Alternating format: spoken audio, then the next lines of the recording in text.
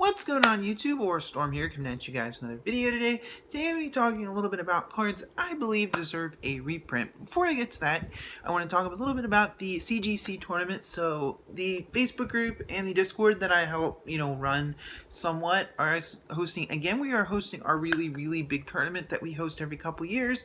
There will be more details in the link down below in the description box. You can either use Discord or Facebook, whichever one, because I know some people, don't have Discord, some people don't like use Facebook at all. So I'm giving you guys the best of both worlds. You can check there will be more details in the future, but if you guys are interested in participating in this tournament, I think we've kind of gone out of our way to have some really cool. It's got a custom ban list. We've got multiple decks being submitted for each player. It's gonna be really fun. I'm so excited to finally bring this to you guys. There's a couple more details I do have to iron out, but I'm really excited to bring this to you guys. So if you guys are interested, be sure to check the link down below in the description box. They'll be at the very top. You can either check out the Facebook page or the Discord. It's up to you guys. So anyways, today let's get to the topic at hand, which are cards that deserve reprints. As holos. So a lot of times, we all have that deck we absolutely love that has that one particular card that doesn't come in holo, and it kind of always, I understand, not everyone is a rarity whore, but sometimes you like having, it's nice to have a full deck with holo cards. It looks nice. Anyone who's ever can attest, who has a max rarity mermail deck, can attest to this, how nice the deck looks. And it's just nice to have the option, and you don't have to get the holo prints, but there's a lot of cards, really good cards out there that don't have holo prints. And definitely the first number one coming off the mind is all you zombie players out there, you know which card I'm bringing up, is Unizombie. It is absolutely insane that Konami has printed every single zombie monster that has been relevant over time has a holo print. Zombie Master has an ultimate rare print. Mizuki has a secret rare print and a DT print, I believe. Gozuki's a super rare. Solitaire's an ultra rare. A majority of the zombie package that's not Skull Servants, of course it's kind of a different deck, is in holo. But Unizombie, not only does it have only one common print, it was even printed as a common in an OTS. Unizombie is the, for all these, it's probably the one card in all of these different kinds of zombie light sworns, whatever kinds of decks. It's the one card outside of maybe Spirit Master that's not available in holo. And I feel like it would be really just good for Konami and Dark Saviors to finally give us a holo Unizombie print. Dark Saviors is going to release all the new vampire support, and Unizombie is a very really good card in this deck for obvious reasons. You're tutoring your entire engine to the graveyard. It's really good. So I'm hoping for, not just for zombie players, but Yu-Gi-Oh players in general, that I feel like we well earned a holo zombie. I feel like Unizombie's kind of the new Swamp Frog, where it's kind of that card that you really want to play in an engine, but it's not available in holo, like something like Treeborn Frog. So it's really good. I feel like this card is definitely one of the number one on most players' lists in terms of cards we believe should see holo print. So another card I want to talk about is Supreme King Serpent Dragon Darkworm. So Darkworm is a relevant card because of Heavy Metal Foes Electromite, and it is a very just good generic card. It is a dark monster, it is a dragon, so you can tutor it to the graveyard with things like Armageddon Knight, Dragon Ravine. You can send it with Dragon Shrine, it can special summon itself, and it can set up scales. The card is really good. It has a good level, good stat line. What's more to say? The Supreme King gates that it searches are holo, but it's not. It kind of feels a little left out considering, but I do feel like Konami will more than likely rectify this in the next OTS, considering Strudo is getting a super rare print more than likely. I think it's very likely we will see a holo Darkworm in the next OTS. I'm crossing my fingers because it is a very good card. Probably my opinion, the most egregious of this bunch, this is my personal bias opinion aside, is the Supreme King extra deck monsters. I'm not going to talk about Odd Eyes because Odd Eyes is terrible.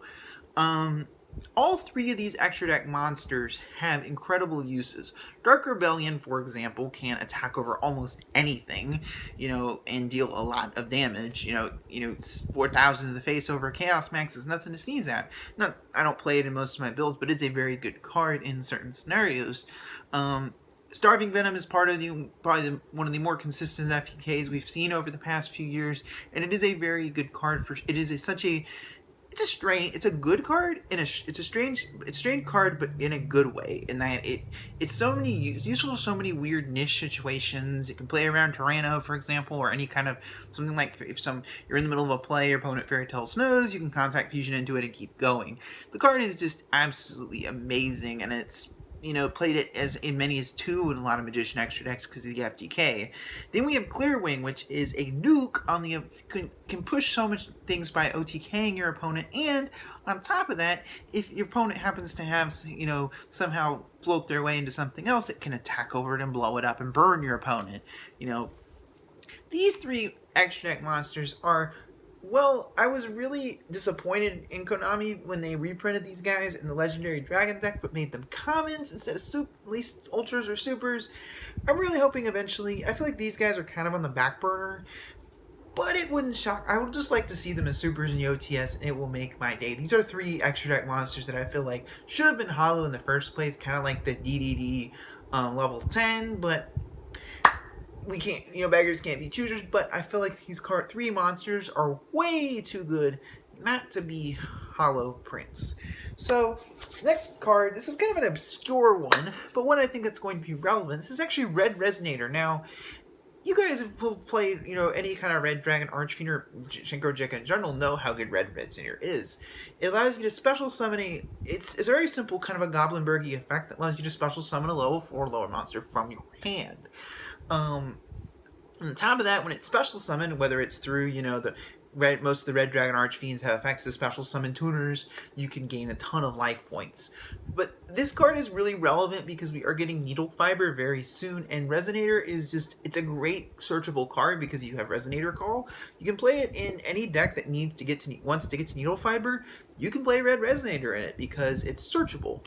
And it's such a good combo starter with even without Needle Fiber. It is an incredibly good combo starter for a lot of different decks.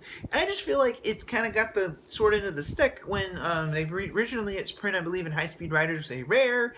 It at least deserves the super rare print. I really hope that maybe in not the next OTS, but the one after that, once we kind of have Needle Fiber, I'm really hoping it gets a Holo print because it is a really good generic tuner.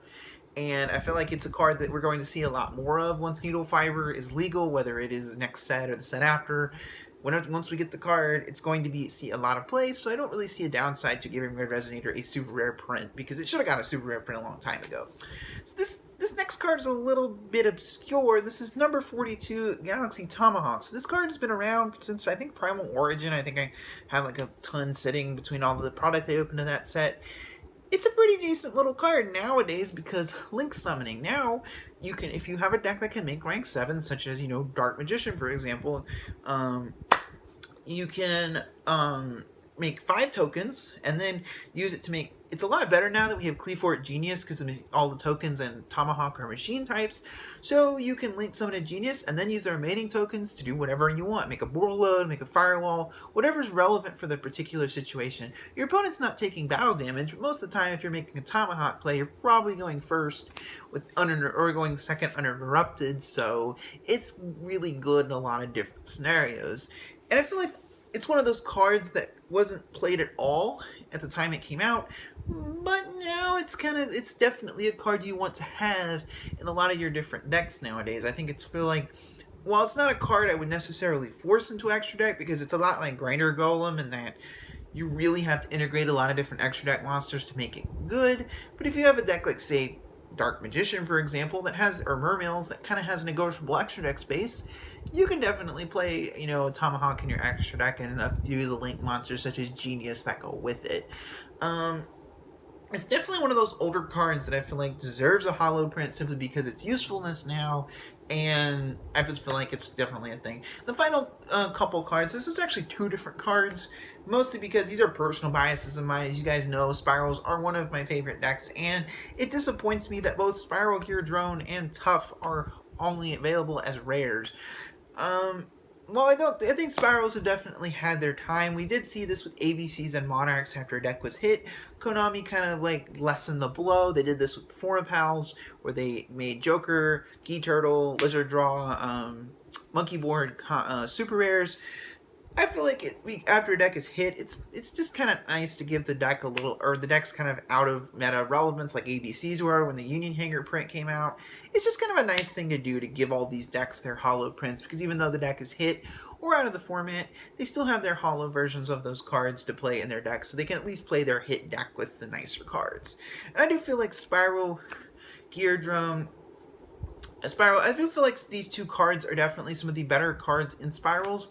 And the deck got a little bit of the short end of the stick in terms of having a lot of holo cards to play, but I do think that it's going to be really, I think they would be just nice to have. So anyway, guys, about comes to the end of the video. If there are any cards you think I missed, let me know in the comment section down below, and also be sure to check the tournament I mentioned earlier. Anyway, guys, as always, I thank you guys for watching. So Storm signing out.